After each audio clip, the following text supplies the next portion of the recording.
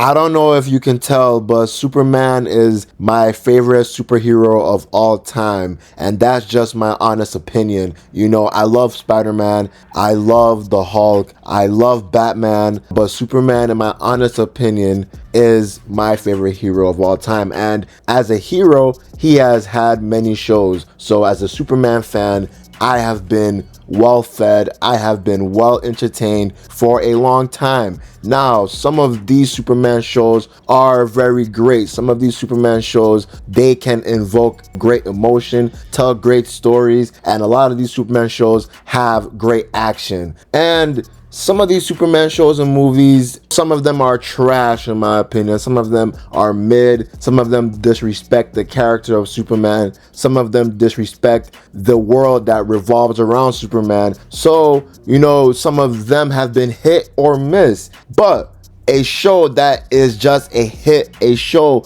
that, in my opinion, rarely misses, except for season 2. It was still good, don't get me wrong, but it's not as good as the other seasons that this show has to offer. And the show I'm talking about is Superman and Lois, because I think I've already stated this in some of my other videos that I've made about Superman and Lois in the past, especially talking about season 4, because season 4 has produced their best episodes to date. Season 4, in my honest opinion, is better than their season 1, season 2, and season 3, because season 4, they just keep on giving us hits, especially with their most recent episode, episode 7, where we see Superman having to handle and juggle the struggles of living a double life, of being two people, being Clark Kent and being Superman. So we see how this not only affects Superman,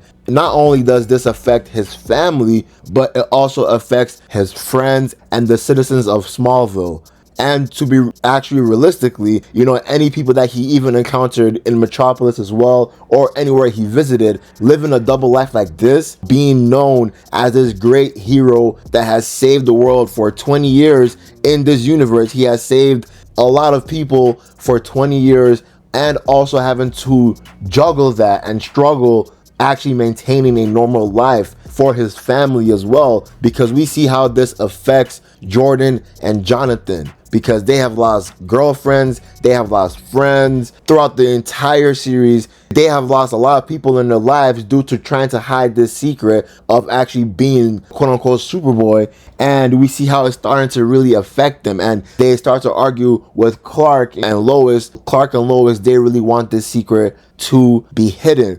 And I really like this flashback that they did where we saw Jimmy Olsen in this universe, because Jimmy Olsen and Clark used to be great friends in the Daily Planet, but Jimmy would always want Clark to hang out with him or to play some baseball with his other friends. And Superman, he actually agrees, even though he at first reluctantly wanted to not agree because he didn't want his secret to come out. But he came up with a plan that, like, when he was playing with Jimmy Olsen and they were playing baseball and it was his time to strike the ball, he would bunter the ball. And when he will bunt the ball, he won't use too much force, so the ball can just be tapped and just drop at a moderate rate. So at first he thought that worked, but then Jimmy always wanted him to hang out and to play. And every time they would actually start playing, someone will need help. Someone will call for help. Some situation will happen. Some disaster will happen. And it caused Jimmy to believe, maybe this guy is actually Superman. Maybe this guy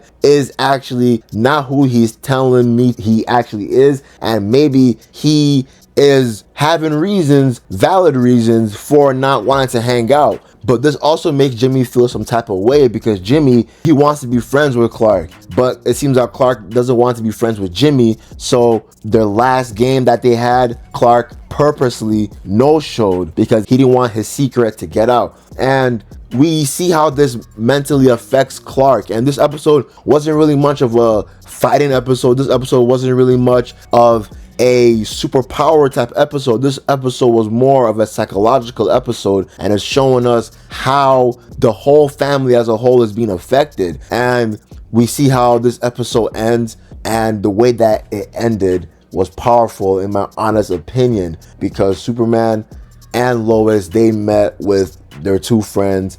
And when they were hanging out and talking, some crazed lunatic, he walks inside the diner and he's instantly calling out Clark for something that he did a while ago that caused him to actually think, caused him to wonder, is he actually Superman? Because there's no way a mild-mannered person like Clark Kent just did that to me. So when he's there, he actually raises his gun and he's threatening Superman to reveal yourself now. At first, Clark, he denies that, no, I'm not Superman. I don't know what you're talking about. I'm not Superman. And his friend even tries to come in and tries to support Clark's claim that he's not Superman, but it doesn't work. The crazed lunatic with the gun, he does not give a single fuck. Then the crazed lunatic, he raised a gun and shoots at Superman's direction. And when this happened, time stood still because Superman, he had the most hardest decision to make in his life. The hardest decision to make in his 20 years of his career of being Superman. And that is he has to reveal himself, not only to save the people in this diner, but the constant struggle of keeping his secret, of maintaining his secret identity, is harming everyone around him. Everyone that revolves around him will be harmed if he keeps on hiding his secret. And this is the prime example of why he may need to reveal his secret identity, and that's just exactly what he did in this episode. Because when the bullet was still flying at him in slow motion, we now see Superman's iconic shirt reveal where he now releases his shirt and we see the Superman logo on his Superman suit, because he now takes the bullet head on and the bullet bounces off his chest. And everyone at the diner is shocked, they're staring, they're scared, but they all see one thing, and that is Clark Kent is Superman. And the shooter, he too is perplexed. He's so shocked that the gun now drops from his hand, and then Superman's friend, who's a firefighter, he now drags him and says, we're going to the police station, basically. So the episode ends when Superman, he sits his family down and they have a long talk, and they all agree that it's necessary for Superman to reveal his secret identity after 20 years of keeping it a secret. And Superman, with the help of Lois, they now go on to national TV so that they can air a segment that is showcasing Clark Kent revealing that he is Superman. This whole scene, in my opinion, was powerful because we've seen many other times where DC has tried to replicate this same type of story of Clark Kent revealing that he's Superman. The prime example I'm talking about is in the mainline comics when they did that, when they made Superman actually reveal his secret identity. That was trash, in my opinion. They handled that so horribly that DC eventually had to retcon that and to really change that so that Superman, he's still keeping his secret identity again. So that's how trash it was. And if they did it in this way, that would have been better, because this show, they handled this story way much better. They handled it, in my opinion, perfectly in this episode. And this episode really proves that this show